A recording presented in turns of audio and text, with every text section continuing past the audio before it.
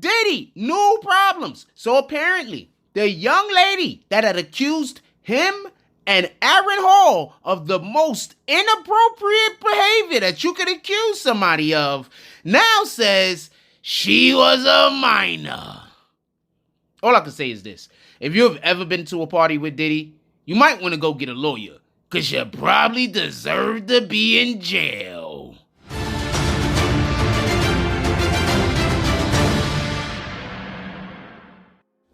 BBN Jack Frost. What's up, party people?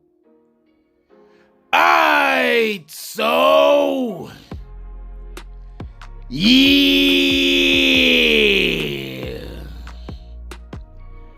So apparently, P Diddy has a ton of problems right now. We all know about it.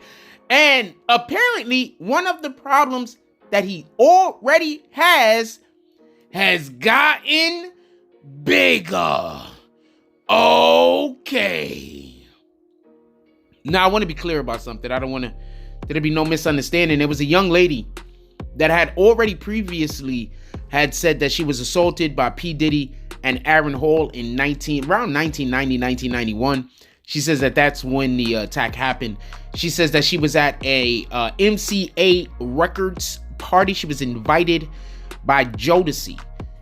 When she had went to said party, what ends up happening is there's an after party at Aaron Hall's house, at Aaron Hall's home, apartment. I don't know where it was at. Mansions. I don't know what he was living in at the time. People go back to, that's where the after party is. So I'm assuming more than just him and, the young lady and P. Diddy and the young lady's friend, because she also had a friend there, but more on that later.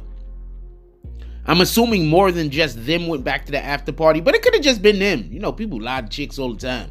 Yo, I got a Ferraris over here, said, and he got his skates. With that being said, they go back to this party. What she's saying happened is, at some point or another, she was in a room with P. Diddy after, I guess, a night long of her being groped and plied with alcohol. She tries to say no. At one point, P. Diddy then forces himself onto her. She says pulling her underwear to the side and forcing himself into her, or whatever the case might be. She then says after he was done, she got up and was getting herself together. And as she was then trying to leave, Aaron Hall came in and forced himself on top of her. This is the woman that P. Diddy was like, why don't she do her name? Okay, so these dudes that get accused of these things, whether they're innocent or they're guilty, you do have the right to face your accuser. So you do have a right. I'm assuming initially the reason why her name wasn't added is because of what we're finding out now. She was a minor. This is new information. This is not information that was released previously. She was a minor. She was 17 years old when this occurred. And basically, she said she went through all types of different trauma. I'll get to that in 2 seconds, right after the friend thing. So, she couldn't even consent if she wanted to consent, just so we could be clear. At that point, she's saying that Aaron Hall forced himself on top of her. She's been traumatized ever since this happened. She says she was traumatized after P. Diddy forced himself on her. Another thing I want to add is, what we do have to start realizing is, especially back in like the 1990s, there was quite a few females that were 17 and were virgins. Like this new thing where like no one's a virgin anymore. This is a new thing.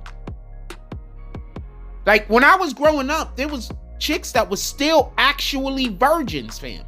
And they were like 16, 17, 18 years old, 19 years old. Never been with a man. Never been with anyone.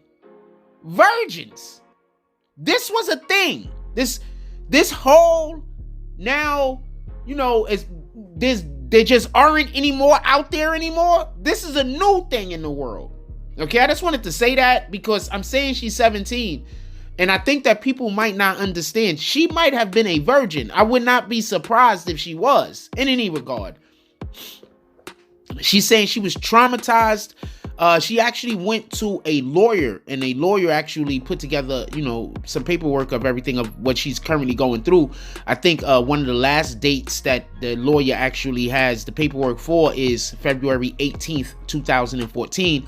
Basically saying that she suffers from hypervigilance, anxiety, panic attacks, and episodes of depression. And all of this is symptoms of PTSD.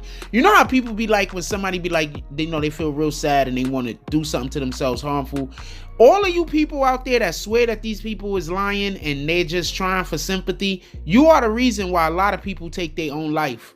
I'm going to say this. There are a lot of people out there that are suffering from different forms of abuse, and a lot of it has been sexual in nature when they were children. And just because they don't tell you about this abuse that they went through doesn't mean that they don't suffer from it. A lot of males actually suffer from this abuse also, not just females. With that being said, a lot of y'all wonder why y'all can't connect with the dude you're dating.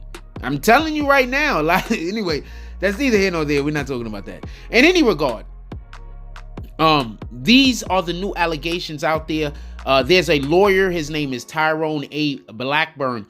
He names the defendants. Also, in addition to Aaron Hall and Sean Puffy Combs, the other defendants are MCA Records and Geffen Records. They're also defendants in this case. I'm assuming because it was an MCA party, and I'm assuming that Geffen Records is probably with an after party or something involving Aaron Hall at that time. The reason why a lot of these companies are separating themselves from P. Diddy is because if he's accused of being part of these crimes in any capacity while working as an agent for them, they can also be sued.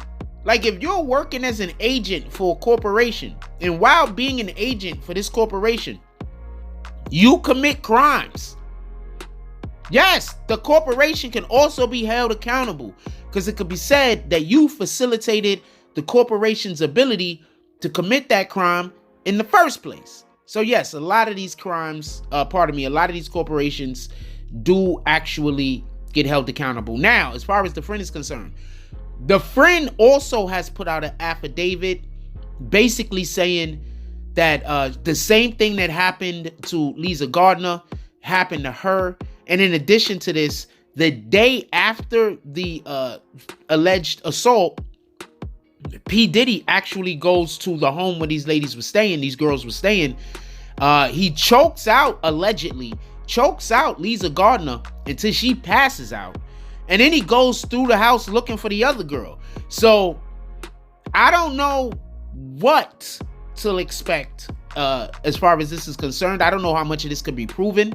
Obviously, we don't know how much of this is true, but I don't know how much of this could be proven. Remember, this has to be proven in the court of law.